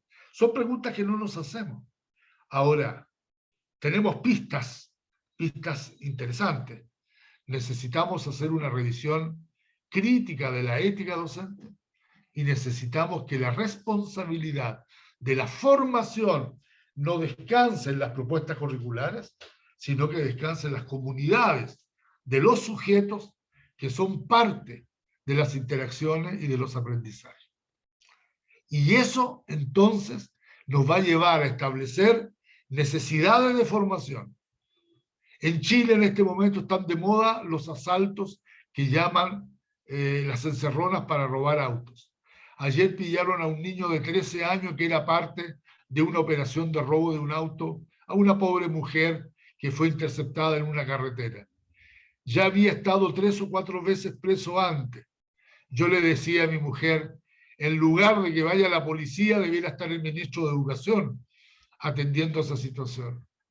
Porque el propio sistema de consumo y el propio sistema neoliberal y la falta de prácticas docentes y educativas basadas en los aprendizajes hace que nuestras salas se estén vaciando.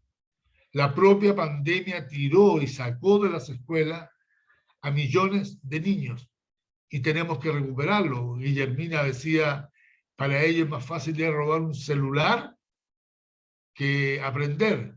Es que nosotros no tenemos posibilidad de mantenerlo.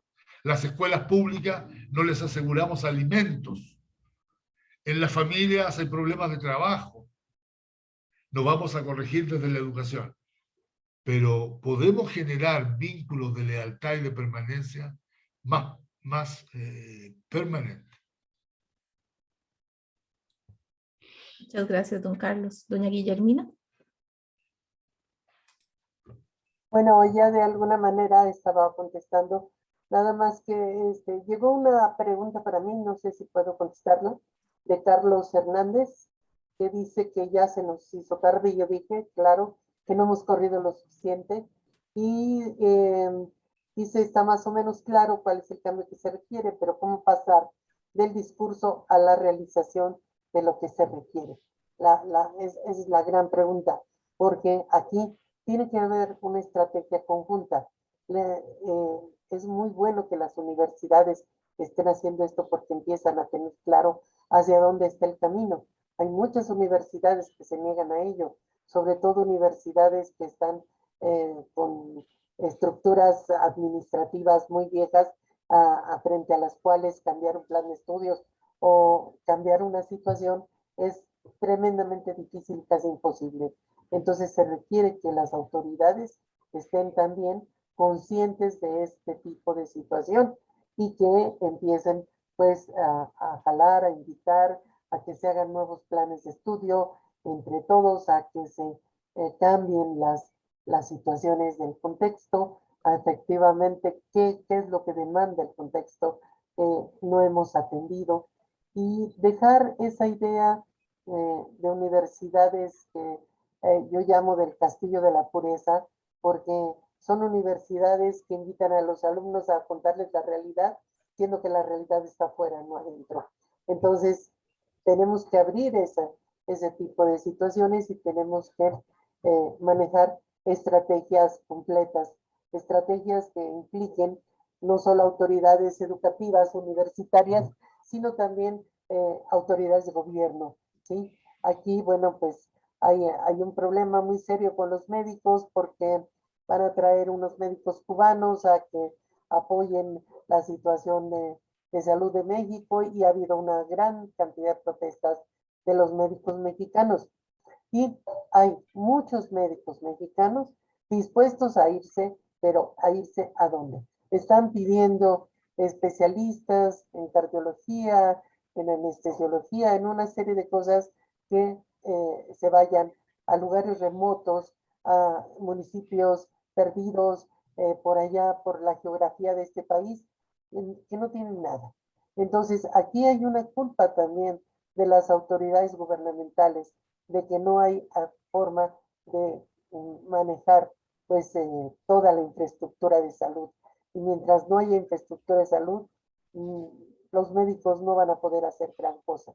Entonces, decimos es toda una estrategia completa, que bueno, hay muchas universidades que tienen conciencia de esto, que lo están haciendo y que sobre todo también les hace caso sus gobiernos. Costa Rica de repente creo que es una de ellas, en donde también los gobiernos han tomado en cuenta estas universidades y allí ya van ganando esta parte en donde pues entre todos hay que ir desarrollando esa conciencia social de la que habla José y que de alguna manera también se puede visibilizar un docente diferente, un docente que empiece también a formarse en estos nuevos saberes, en estas nuevas situaciones que le sirven para su propia vida, son herramientas para la vida también. Muchas gracias. Bueno, ya doña Guillermina contestó las dos preguntas que le hicieron a ella ahí en el chat. Rita, ¿te querías referir a algo de la empleabilidad? No, muy rápidamente, nada más, Susana, agradecerle a Frankie por la pregunta. En total acuerdo con don Carlos y doña Guillermina y sobre todo con don Carlos en que definitivamente como universidad tenemos que hacer cambio paradigmático. Mientras sigamos teniendo docentes que no estén dentro de una conciencia social, lo que va a ocurrir es que vamos a seguir graduando tecnicistas en la universidad.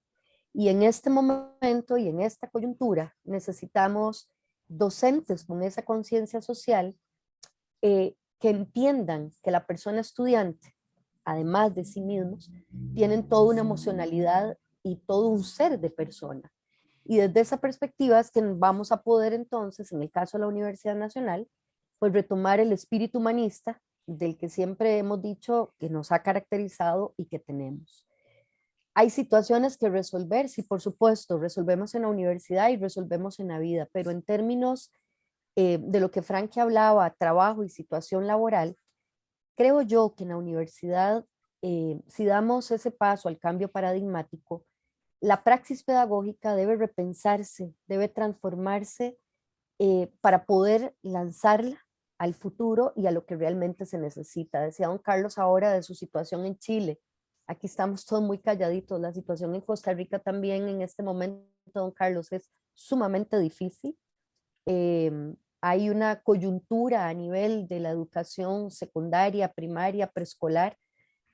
No voy a tocar la parte universitaria porque creo que tiene sus diferencias también, que está en este momento en un parón, detenida. Tenemos un bagaje casi de 4 o 5 años en que no se ha avanzado. Entonces, en este momento, estamos en la universidad recibiendo estudiantes en primeras promociones que no saben escribir por sus teléfonos móviles, con sus claves que acortan sus textos. Asimismo, quieren entregar cualquier trabajo en esas mismas claves. Y entonces tenemos que empezar desde la universidad a formar a la gente que tenía que venir con otro bagaje desde la educación secundaria y primaria. Y esto nos ha llevado incluso, no sé ustedes, pero en la experiencia nuestra de posgrado, nos ha llevado también a tener estudiantes en posgrado que necesitan una receta para realizar sus trabajos. Ya nos tocó hasta los posgrados. Ya no hay ganas de pensar o no quieren pensar o démelo hecho o pedirles una reflexión de repente significa, profesor, usted me hizo sentir mal porque me puso a reflexionar de algo que yo ya sabía. Y Dios guarde, ¿verdad? Si de repente hacemos por ahí un ejercicio de aula inversa también. Es decir, usted lo decía ahora antes también, que desde los posgrados tiene que haber un efecto cascada y nosotros lo hemos vivido a nivel de la unidad académica a la que está escrita la maestría, como en la propuesta de este nuevo plan de estudio ha sido un efecto cascada hacia abajo que nos ha permitido reflexionar muy fuertemente desde la pedagogía crítica incluso para poder replantear algunas cosas.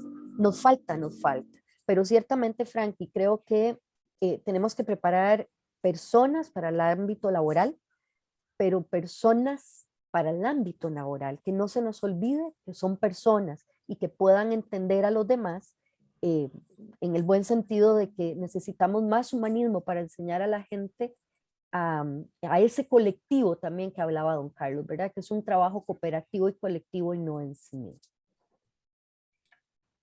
Muchas gracias a Rita y a doña Guillermina y don Carlos. Voy a intentar compilar preguntas para los tres, bueno, específicas.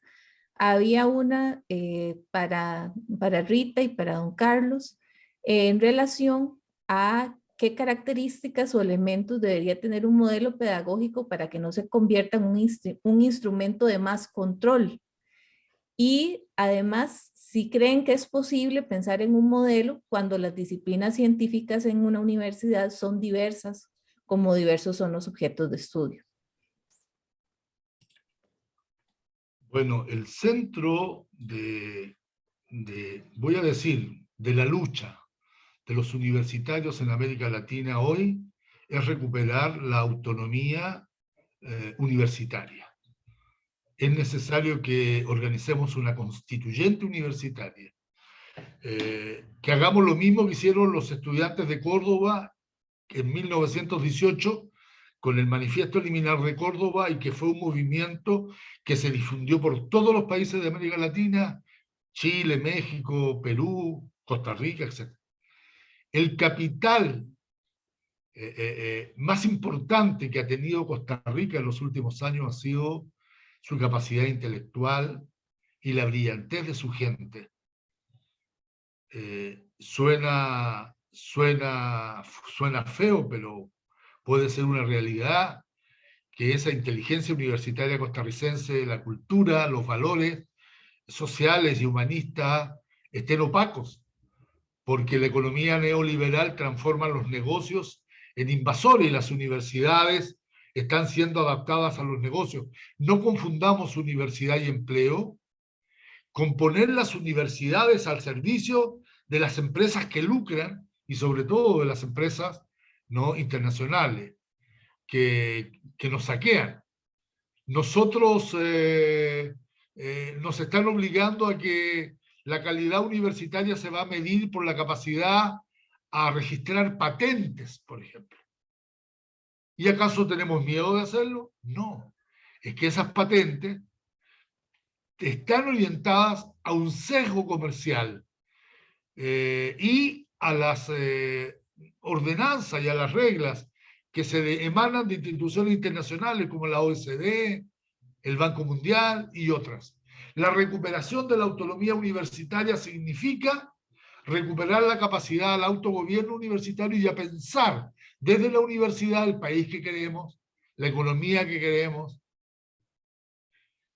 Entonces estamos pensando que la universidad es un paciente de una UCI de un hospital o de una UTI que tiene que estar conectada a mangueras porque estamos atrasados en tecnología, estamos atrasados en conocimiento, y la preocupación fundamental es cómo reducimos la brecha entre este mundo que explota exponencialmente y nuestras universidades que se empobrecen. No, no es eso. Los que nos enseñan a pensar el mundo así es porque nos quieren dejar en la condición de personas que nos deslumbramos con bolitas de cristal. Si las universidades nuestras están, y estamos, para pensar nuestros países, nuestras realidades, incorporarnos a la paleta de la diversidad intercultural en el mundo desde nuestra propia identidad. Y por lo tanto, nosotros tenemos que aprender a conocer nuestra realidad, saber nombrarla, saber significarla. Entonces, no es que vayamos a estar de espalda al desarrollo tecnológico y cultural. Los americanos construyen los rankings de calidad universitaria y ellos se ponen siempre primero, porque ellos los hacen. Si nosotros tuviéramos ranking hecho en Costa Rica, sin lugar a dudas los costarricenses estarían en los primeros lugares de calidad, porque el concepto de calidad de ellos tiene que ver con las variables culturales de sus propias sociedades, sociedades imperiales, depredadoras, guerreras, armamentísticas. Pero nosotros somos sociedades de paz, de trabajo, de cultura. Nosotros tenemos premios Nobel de literatura. Nuestros jóvenes se enamoran y nuestras jóvenes se enamoran a sus parejas con poemas. Entonces, recuperar la autonomía, recuperar la capacidad de pensarnos nosotros mismos. Y eso necesita una pedagogía. necesita una práctica. Si esto de tener profesores con un programa que van a la universidad a enseñar, no es nuestro. Es lo que hemos aprendido de las propuestas pedagógicas norteamericanas, curriculares de Tyler, Bloom, etcétera, Mayer y otros, desde la post-Segunda Guerra Mundial hasta ahora. Cuba, que es un país emancipado y que ha contradicho la historia, a nivel de política educacional nacional, su Ministerio de Educación desarrolla los mismos currículos que desarrollan los Ministerios de Educación del resto de los países. La discusión es, ¿qué le ponemos en el programa? ¿Qué le metemos al programa? ¿Cómo actualizamos los programas? Cuando el sentido de la pedagogía crítica y el sentido de la pedagogía emancipatoria es lograr que nuestros estudiantes aprendan a pensar. Nosotros no podemos formar intelectuales para un contenido. Apréndete esto, muchacho, que esto te va a servir. No, muchacho, aprende a pensar y a producir conocimiento. Porque cuando a ti te corresponda interactuar profesionalmente o a ti te corresponda trabajar con nuevas generaciones, ya el mundo será distinto. El agua se habrá cambiado varias veces en el río. Necesitamos aprender a pensar. Necesitamos aprender a producir conocimientos para validar nuestros conocimientos ancestrales, nuestros conocimientos patrimoniales y la capacidad de leer el mundo desde nuestra mirada, de nombrarlo con nuestras palabras y de contarlo a quien queramos hacerlo.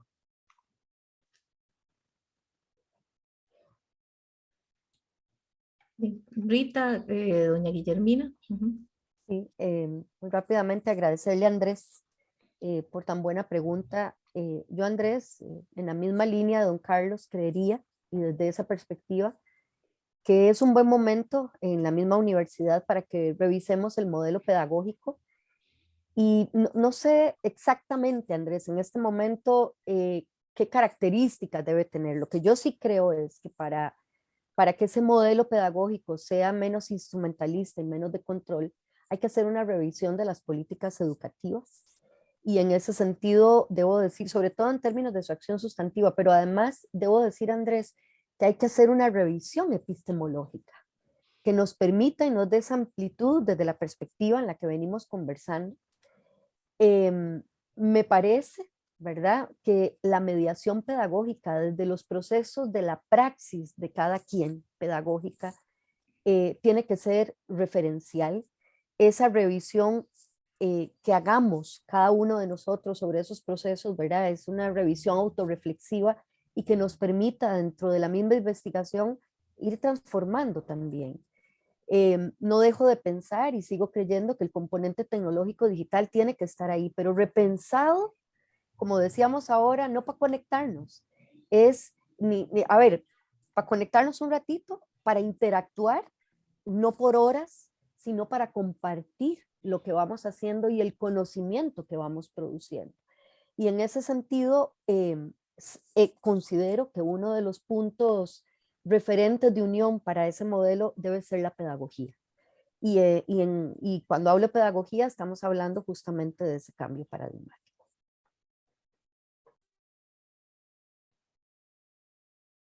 Pues ahí están los retos, ¿no? Y bastante desafiantes, por decirlo así. Y hay una observación de Joana Rodríguez muy linda que dice, ¿cómo hacer entonces que las universidades no solo miren lo que ingresa, sino a todos los sectores que no pudieron y no van a poder ingresar a una universidad? ¿Cómo hacer efectivamente, cómo hacer que la universidad se vuelva esos puentes necesarios para desarrollar la economía del conocimiento, la sociedad del conocimiento para todos los sectores? Y que esos sectores tengan la oportunidad de ser universitarios de acuerdo con sus capacidades y necesidades. Creo que es otra cuestión, punto clave que tenemos que atender en las universidades. Y bueno, pues ahí está otro punto más. Gracias.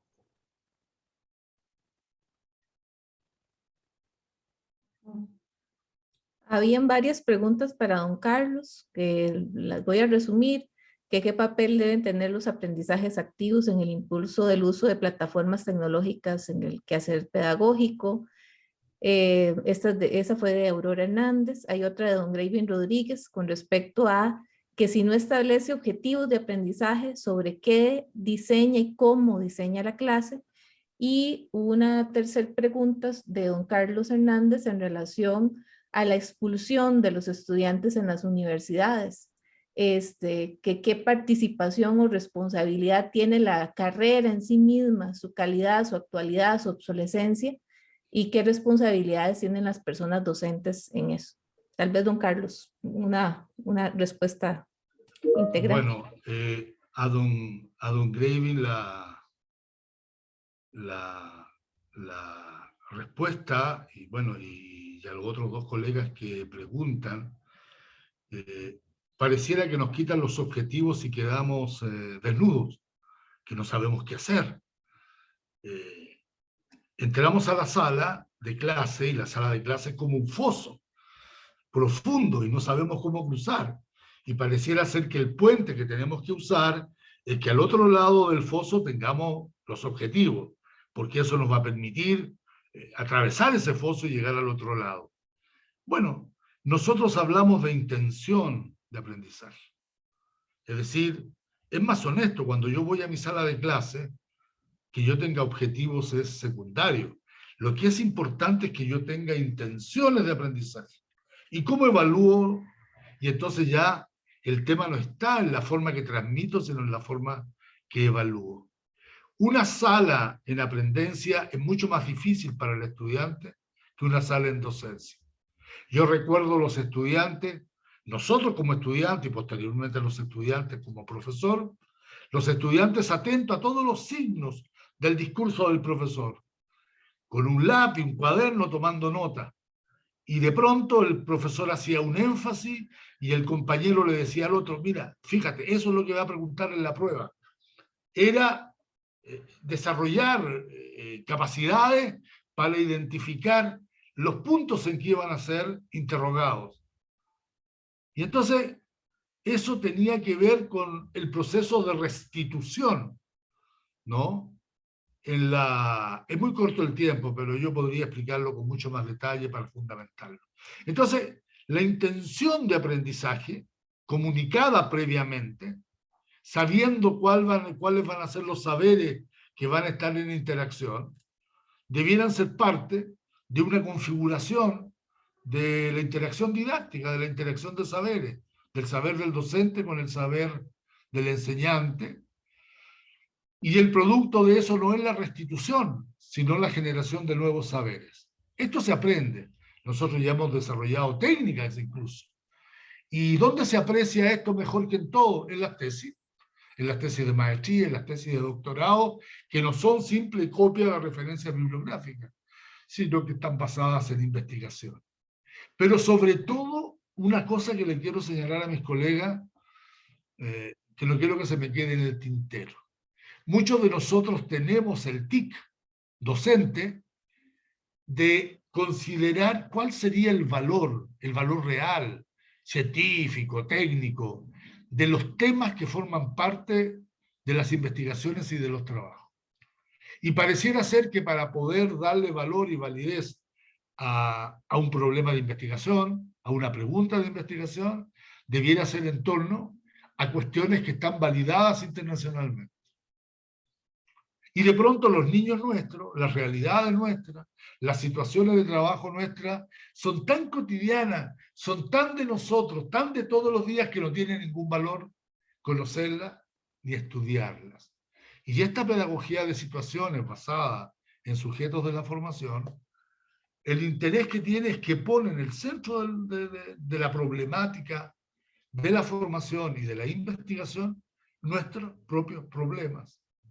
Pero no son problemas, oye, ¿cómo te va? Ah, que estoy lleno de problemas. No, no se trata de eso. Son preguntas de investigación que nosotros hacemos producto de una problematización generado en objetos de conocimiento y en proyectos de investigación. Entonces, lo que nosotros tenemos que hacer es que si seguimos haciendo docencia con los mismos elementos que nos hicieron a nosotros que hemos aprendido y que aplicamos en aula, nada va a cambiar.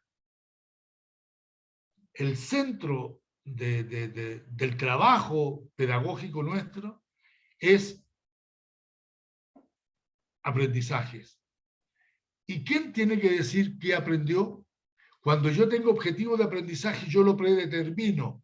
Y lo que hago, le muestro a mi director de departamento la prueba y digo, mira, esto fijaron mi objetivo de aprendizaje, mira, el estudiante respondió lo que tenía que responder. Soy yo el que lo predetermino. Hay gente que egresa de carreras y que no ha aprendido nunca, o que ha aprendido a media, o que ha desaprendido. Pero el estudiante tiene que construir los indicadores de sus aprendizajes a través de lo que nosotros llamamos los procesos de apropiación y de reapropiación, de transferencias de aprendizaje, como decía Brunner. Entonces, para nosotros la vida va a ser mucho más fácil, porque nosotros no vamos a constituir la prueba de que el estudiante aprendió. El propio estudiante validará sus aprendizajes. Esa es la técnica que se emplea. Lo hemos demostrado hasta la saciedad en los posgrados y con las tesis, porque lo podemos hacer. La pregunta es, ¿lo podemos hacer en el pregrado? ¿Lo podemos hacer en la educación secundaria? Yo tengo un didacta de la matemática, amigo mío, muy francés, que me conoció cuando yo hacía mi tesis doctoral, aprendió mi visión, mi método, y escribió un libro de 800 páginas respecto a la producción de saberes y a los aprendizajes de matemática el niño de tercero y cuarto básico. Yo creo que sí. Pero es parte de lo que tenemos que hacer en este transcurrir del siglo XXI.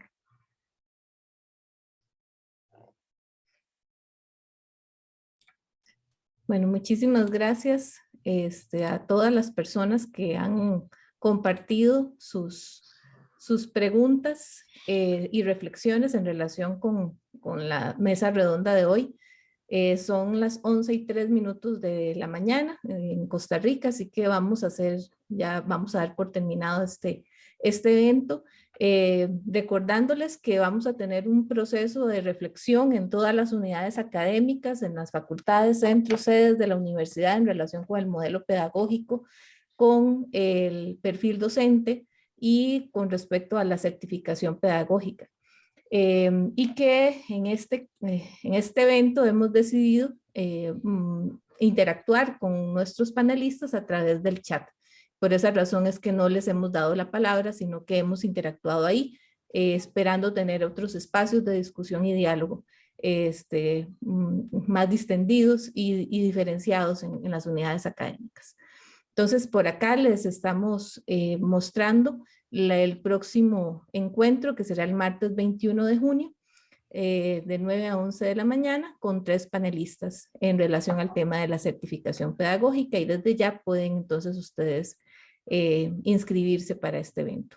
Y sin duda alguna, darles las gracias a doña Guillermina Baena, a don Carlos Moya, a don Rita Arguedas por este espacio, y esperamos que de verdad todo lo que hemos discutido por acá y que queda ahí, ¿verdad?, pendiente en la reflexión, en la problematización, nos ayude a hacer ese, como dice doña Guillermina, pensar en ese futuro, y como dice don Carlos, a repensar lo que es la docencia o lo que debería ser la docencia en la universidad, y centrarnos entonces en los aprendizajes para la vida, y como dice también Rita, en transformar nuestras prácticas a partir de, ¿verdad?, de diferentes postulados, pero ante todo realidades y personas. Entonces les damos las gracias, y en este momento entonces concluimos, y si gustan entonces podemos darle ahí un aplauso a través de la plataforma virtual a nuestros 3 panelistas. Yo quisiera saludar y despedirme de Rita y de la doctora Guillermina Baena, a quienes espero conocer personalmente y abrazarlas algún día. Pronto lo voy a estar llamando, don Carlos. A usted también, a Susana y a Oscar, y a toda la gente que hizo posible esto. Muchas gracias por la paciencia y la amistad. Muchas gracias, don Carlos. Gracias, doña Guillermina. Gracias.